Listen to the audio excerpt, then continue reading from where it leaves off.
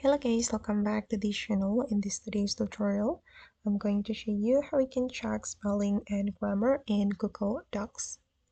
Okay, let's get into it guys. Here I have prepared my document in Google Docs and I'm going to check spelling and grammar in this document. If we want to do that, first thing first, we need to go to the tools menu right here. And since we want to check the spelling and grammar, we just need to select this option. Just tap on that like this and you will get the suggestion from Google Docs to fix the spelling and the grammar. And you can click on this arrow to check the next suggestion like this, and you can choose either you want to ignore it or accept the suggestion. And I'm going to check it first guys. Okay, then I'm just going to click on accept.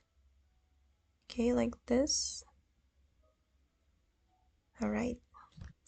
Alright guys, and that's all the way to check spelling and grammar in Google Docs. I hope this tutorial will be useful for you. Thank you so much for watching and see you in the next video.